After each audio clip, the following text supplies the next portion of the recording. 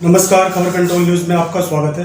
आज हम भारतीय जनता पार्टी के खेलकूद प्रकोष्ठ संयोजक सतीश लूथरा जी से क्षेत्रीय मुद्दों पर सीधी बात करेंगे। सतीश जी, खबर कंट्रोल न्यूज़ में आपका स्वागत है सर।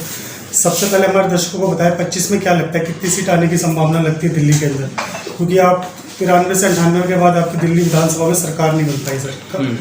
देखो, मैं तो ये कहूँगा इस बार जो है फुल बहुमत से हमारी जो है सरकार बनने जा रही है विधानसभा में जी। और ये निश्चित हो चुका है क्योंकि जनता जो है त्राही कर चुकी है आम आदमी पार्टी से। जो कि आप देख रहे होगे आम आदमी पार्टी के सारे वादे झूठे निकले, जो कि झूठ ऐसा है कि पूछो ही मत। कि लोगों की जो आज पेंशन थी वो सब बंद हैं और बाकी बिजली के बिलों में सबके बढ़ोतरी हो गई। जो लोगों को झांसा दिया था कि फ्री फ्री फ्री, वो लॉलीपॉप नहीं चलेगा इस बार। लेकिन परंतु कहीं ना कहीं जनता को तो फ्री ही चाहिए होता है सर। फ्री चाहिए होता है। मैं ये कहता हूँ फ्री देखो सभी देते हैं, पर आदमी को निकम्मा मत करो कभी भी। दो उतना जितनी उनको जरूरत हो। आप ये देखो, आप पहले देखो सबसे पहले जरूरत किसको है, आप जरूरत के हिसाब से दो ना। मगर आपको फ्री देना है तो फिर सबके लिए है। फिर देखना ये क्या है कि 200 यूनिट, तो 200 यूनिट के बाद पैसे क्यों देगा आदमी, या तो आपको बिल्कुल फ्री दो। कहने का मतलब ये जो सक्षम लोग हैं उनको फ्री नहीं दे रहे हैं, गरीब लोगों को फ्री करते हैं। और मेरा ये भी सवाल है सर, जो टैक्स पेयर लोग हैं उन्हीं को इसका फायदा नहीं मिलता। नहीं, फायदा देखो टैक्स पेयर जो लोग हैं वो फायदा क्या होता है, जो टैक्स पेयर लोग हैं वही उनको जो फ्री वालों को जा रहा है उन्हीं के थ्रू जा रहा है और कुछ नहीं है। आपका जुड़ाव कब से हुआ सर भारतीय जनता पार्टी से? मेरा जुड़ाव तो देखो जी 99 से हुआ है, पर ये मैं एक्टिव कभी नहीं होता था। 99 से मैं हमेशा से बीजेपी को वोट करता आया हूँ। इससे पहले हम कांग्रेस को करते थे, पर जब देखा कि पार्टी यही है जो हिंदुत्व को जगा सकती है, इसीलिए इसमें जुड़ना पड़ा। आपसे जानने की कोशिश करते हैं, हर्ष मल्होत्रा जी का कैसा काम है, जीतने के 50 आपके क्षेत्र में कभी उपलब्ध हुए?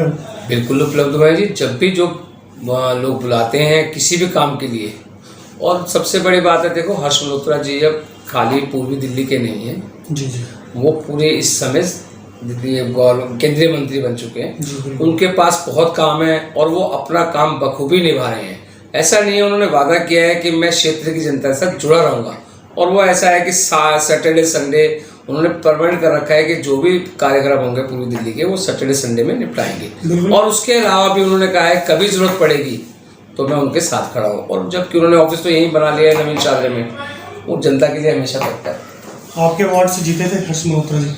बिल्कुल जीते थे जी। कितने वोटों से जीते थे सर? बहुत अच्छी वोट यहाँ से जीत करके, बहुत अच्छे लीड से गए। पिछली बार के जो अपने चुनाव हुए थे उससे अच्छी वोटिंग मिली। सर, मैंने इस बार लोकसभा चुनाव में देखा जहाँ 4-4 लाख वोटों से जीतते थी भारतीय जनता पार्टी के कैंडिडेट, इस बार 70,000, 80,000, 90,000।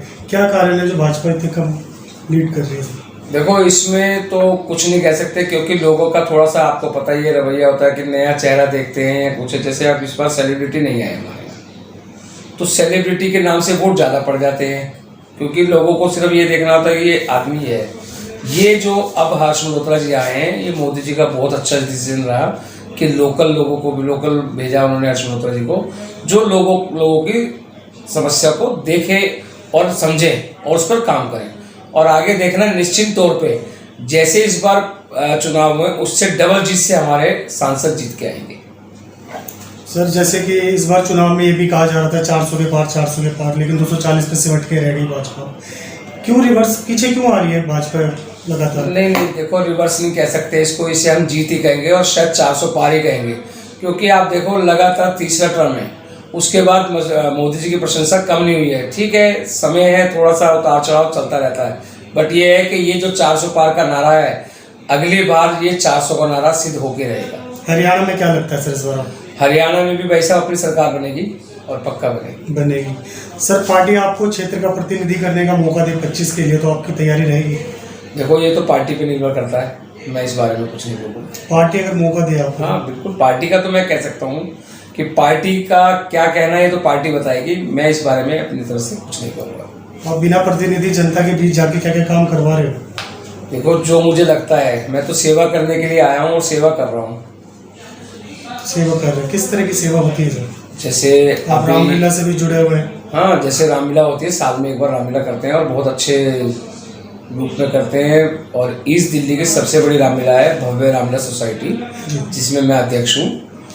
और बाकी पिछले महीने जिस दिन इलेक्शन थे लोकसभा के, उस दिन से हमने 1 महीने की जल सेवा चलाई थी, जी जबकि लोगों का पानी पीने में इतनी दिक्कत थी कि लोग त्राही कर रहे थे धूप से, मौसम से। टेम्परेचर 49 था, फिर भी हमने जो है अपने प्रयास को ख़त्म नहीं करा और पूरा का पूरा 1 महीना जल सेवा चलाई। ये स्वयं आपके माध्यम से किया जाता था? भव्य रामला सोसाइटी के माध्यम से थे, पूरी टीम का सहयोग था और पूरी टीम वहाँ आके काम करती थी। वृक्षारोपण वगैरह भी आपने कर? वृक्षारोपण भी पूरा भव्य रामला सोसाइटी की टीम ने करा और 2000 पौधे हमने क्षेत्र में लगाए। जी, दर्शकों को कुछ और संदेश या मैसेज देना चाहेंगे आप? बस मैं तो यही संदेश देना चाहूँगा भाई साहब, आगे जो है हमारी रामलीला की तैयारी हो रही है, प्रभु राम जी के जीवन का पूरी गाथा दिखाई जाएगी और आपसे अनुरोध करते हैं कि आप जो है हमेशा यहाँ पर भव्य रामलीला सोसाइटी का मंचन देखने आएँ, जो कि 2 अक्टूबर से लेकर 13 अक्टूबर तक होने जा रहा है। कोई गेस्ट के रूप में कोई आ रहे हैं? देखो, गेस्ट तो हमारे राम जी हैं और बाकी तो जितने प्रतिनिधि होते हैं हम सबको निमंत्रण देते हैं। सबका स्वागत है मंच पे, ऐसा नहीं है कोई छोटा है कोई बड़ा है, स्वागत सबका है। बहुत बहुत धन्यवाद सतीश लूथरा जी, आपने समय निकाल के हमसे बात की, शुक्रिया, धन्यवाद sir. Suresh Garg ji, ACN news में आपका स्वागत है सर। Thank you. हमारे दर्शकों को बताएं सर, भव्य रामलीला होने जा रही है आपके क्षेत्र में, कुछ मैसेज बताओ। भैया, भव्य रामला सोसाइटी एक अपने आप में इतिहास बनाती जा रही है हर साल, और दर्शक इस रामलीला का हर साल बेसब्री से इंतजार कर रहे हैं। हमारा जो मंचन है, आसपास की कितनी भी रामलीला होती है उसके मंचन सबको फेल करता जा रहा है और बहुत हाई लेवल पर जा रहा है। हमारे जो कलाकार हैं वो बाहर से आते हैं और अपना पूरा 100% देते हैं। साथ में जो हमारी टीम है, जिसमें हमारे सतीश भाई हैं, बोबी भाई हैं, हमारे नवीन बंसल जी चेयरमैन हैं, इस तरह से जो भी टीम है पूरा सपोर्ट करती है। और अब इसे देखो, अभी 1.5 महीना है रामलीला को और हमारी टीम काम में लग चुकी है। बेसिकली तो हम 3 महीने से लगे हुए हैं, ग्राउंड बुकिंग का और बाकी जो भी बुक हैं वो सब करे हैं। अब पर्सनली फिजिकली हम ग्राउंड पर उतर गए हैं और अगले 8 तारीख को हमारी भव्य रामला सोसाइटी का भूमि पूजन है। जो भी गेस्ट आना चाहे वो सादर आमंत्रित है। और इस बार भी मंचन इस तरह से करेंगे कि शायद आसपास के इलाके में इस रामलीला का नाम हमेशा के लिए अमर हो जाएगा। सर, आपसे ये भी जान लेंगे, पैरोल पे वापस आए हैं मनीष सिसोदिया जी, क्या लगता है पार्टी में जान फूंक पाएंगे सर? भैया, जो खुद फूकने लायक नहीं है वो रामलीला का फूके, उसको टीम को क्या बढ़ाएगा। वो खुद ही एक कलंक के तौर पर प्रेजेंट हो चुके हैं, तो वो अपनी पार्टी का कुछ नहीं कर पाएंगे। वो क्या लगता है इस बार दिल्ली का कैसा माहौल रहेगा सर? दिल्ली का माहौल तो बीजेपी में ही हो गया है और राम जी ने इतना आशीर्वाद दिया कि अब 100% कोई रोकने वाला नहीं है। बीजेपी सरकार कन्फर्म आ रही है। कुछ नारे भी चले थे, हम मंदिर वहीं बनाएंगे, राम को हम वहीं लाएंगे, इससे क्या लगता है नेगेटिव मैसेज गया इस बार लोकसभा चुनाव में? देखो, थोड़ा सा इस तरह के जो नारे होते हैं, मैं उसके फेवर में नहीं हूँ। देखो, राम जी को कौन ला सकता है? राम जी तो खुद हैं, राम जी हमें लेके आए हैं। इस तरह के नारे ना हो। हाँ, ये है कि हम राम जी के भक्त हैं और राम जी के चरणों में हम जितना हम सहयोग दे सकते हैं उतना देंगे। बांग्लादेश में सर हिंदुओं को मारा जा रहा है, इस पर क्या कहेंगे आप? भैया, इसके विषय में क्या बोलें कि दर्द इतना हो रहा है कि हमारे हिंदू भाई जो बांग्लादेश में रह गए थे, आज उनका कोई भविष्य नहीं है। आज वो रोडों पे आके खड़े हो गए हैं। क्या वो उनका घर नहीं है? यहाँ हिंदुस्तान में देखो, जो दूसरी धर्म रह रहे हैं उनके साथ कितना बढ़िया सहयोग से वो करते हैं हम, लेकिन वहाँ कोई किसी सुनवाई नहीं है। इसलिए अब आने वाले टाइम में धीरे धीरे हमें भी अपने भविष्य के लिए डर लग रहा है। तो हम चाहते हैं कि हम अपने आप को भी सिक्योर करें और बांग्लादेश में हैं उनको भी सिक्योर करें। अपनी सरकार से ही आगे कर रहे हैं कि उनके लिए कोई ना कोई कदम उठाएं ताकि वो पूरे वर्ल्ड में सुरक्षित महसूस करें।